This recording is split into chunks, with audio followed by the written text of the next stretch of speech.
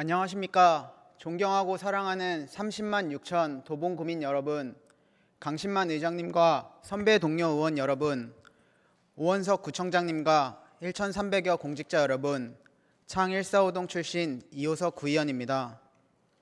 구정질문 시작에 앞서 어제의 화성 공장 화재 사고로 희생되신 분들의 명복을 빌며 유가족께 위로의 뜻을 전합니다.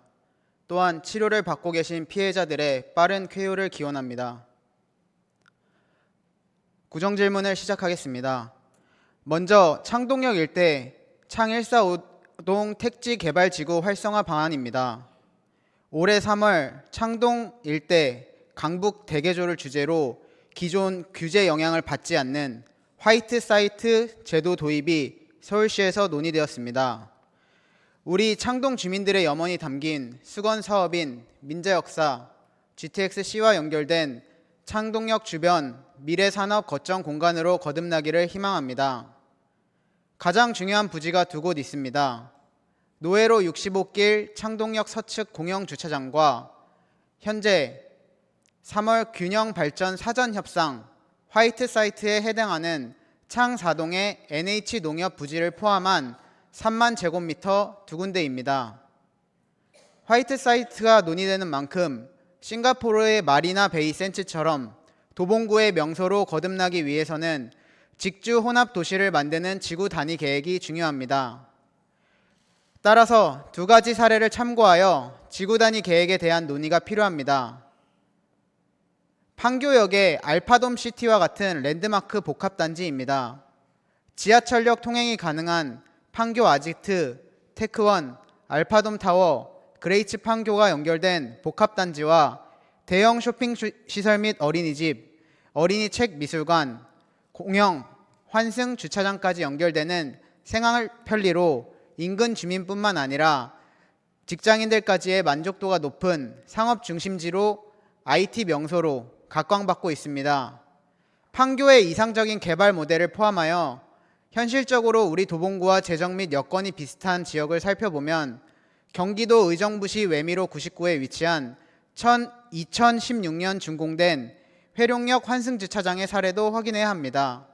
해당 주차장은 지하철역과 연계되어 상업 공간과 190대 차량, 300대 자전거 주차 공간에 타워 빌딩이 BTO 방식 개발로 진행됐습니다. 해당 방식에서부터 민간 상업 부분과 거주자들을 위한 우선 주차 배려까지 연결된다면 창 5동의 고질적인 주차 면수 부족으로 인해 이중 주차와 같은 문제 해소에도 도움이 됩니다. 우리 도봉구 차원에서도 창동역 서측, NH 부지 등에 대한 화이트 사이트 전면 검토 요청 및 주요 산업군부터 주민들까지의 긴밀한 소통과 협력을 통해 창의적인 여러 아이디어를 서울시 구도심 복합개발 TF에 건의하고 도심 복합개발 특례법 제정을 위한 정부와 국회 건의까지 많은 노력을 기울여 주시기를 부탁드리겠습니다. 앞에서 말씀드린 내용과 동일하게 부서에서는 지구 단위 계획안 수립에 있어 화이트 사이트 반영된 업무 방향에 답변 부탁드리며 창동역 서측 공영주차장, NH농협 및 3만 제곱미터 부지에 대한 서울시 및 정부 협력 방안에 대한 답변을 요청드립니다.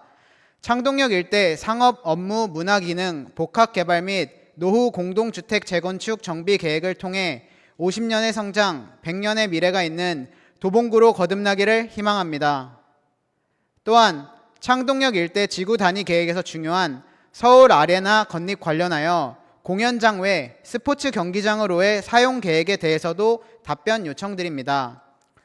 서울 아레나 공연장 비수기 운영 방법에 대해 주민 의견으로 4월부터 10월까지 야구장으로 활용하는 방법에 대해 제320회 본회의 구정 질문을 드렸었는데 야구 산업에 대한 KBO, 구단, 기업들의 논의나 최근 서울시에서도 SBA 서울경제진흥원과 함께 산업 확대를 준비하는 e스포츠 산업까지도 검토된 내용에 있는지 답변 요청드립니다.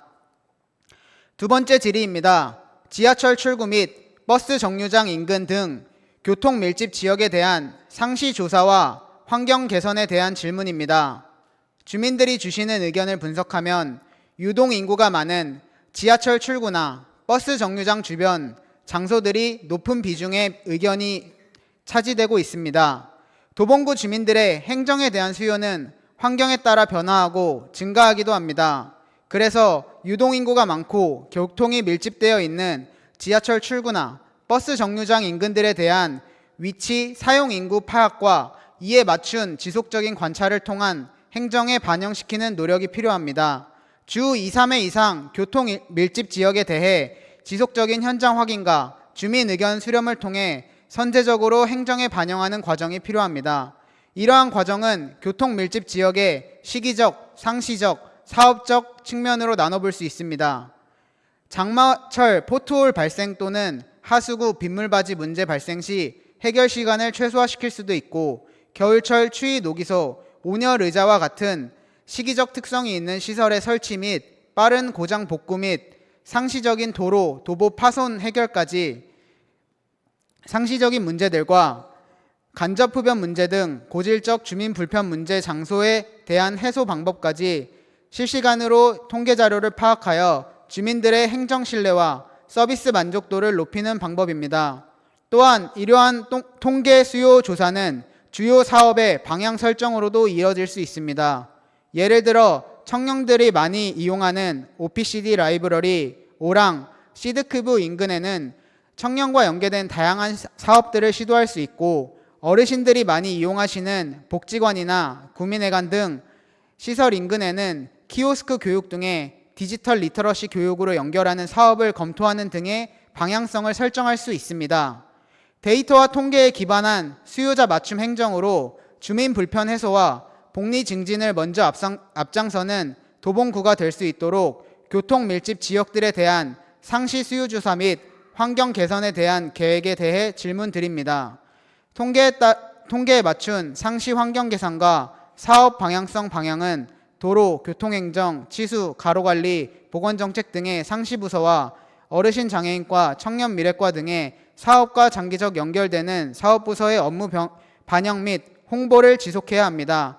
초기 단계에서는 교통 밀집 지역을 중심으로 시작하여 장기적으로는 다중이용 공간인 공원, 하천변 등으로 확대하면 주민들의 수요 파악과 홍보를 통한 활성화로 실제 주민들을 위한 행정 집행이 가능합니다. 세 번째로 주민 휴식 공간 확대 계획에 대한 질문 드립니다. 최근 휴식에 대해 주민들의 관심과 수요가 높아지고 있습니다. 도봉구는 황토길 조성으로 대표되는 공간 조성 사업들을 추진하고 있고 만족도도 높은 편입니다. 초안산 캠핑장은 노원시설관리공단이 운영하고 있지만 도봉구와 인접하여 도봉구 주민들이 캠핑장 이용을 희망하고 있습니다. 해당 시설은 주공 4단지 대우그린 아파트와 인접하여 도봉구 주민들의 교통, 소음 등의 불편함도 있는 만큼 초안산 캠핑장에 대한 도봉구 주민 일부 사용, 특히 캐빈하우스 한동 우선 예약 등의 도봉구민 우대 여부에 대한 노원구와의 협의 가능 여부를 답변 요청드립니다. 또한 도봉구 내 혹은 인근 캠핑장 시설의 사용 및 신규 조성이 불가능하다면 경기도 포천시에 위치한 노원 힐링 캠핑장의 사례와 같이 도봉구에서 인근 70km 지역까지의 캠핑장을 연계한 우리 도봉구 주민의 휴식 공간을 조성하는 사업도 필요합니다. 해당 내용에 대해 검토된 바가 있는지, 업무 협약이나 사업에 대한 타당성 검토가 진행된 부분이 있는지 답변 요청드립니다. 그리고 중랑천과 우이천 등의 하천 휴식 공간 확대에 대한 질문을 드립니다. 하천변 휴식과 운동을 병행하는 도봉구 주민의 수요와 관심이 증가하고 있는 만큼 다양한 주민 의견들과 주민 참여 예산으로도 하천변 사업들이 제안되었습니다. 현재 가장 필요한 부분은 하천 거리에 비례한 일정 간격별 거점이 필요합니다.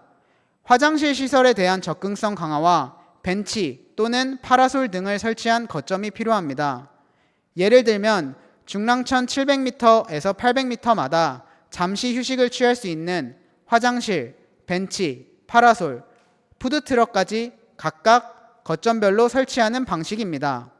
강북구에서 설치한 우이 제2교의 파라솔과 같이 거점 공간이 타, 시, 구, 인접, 하천변일 경우 강북구, 노원구, 의정부시 등의 협의를 통해 사업비를 공동 부담하는 방식으로 협의된다면 거점을 지킬 수 있습니다.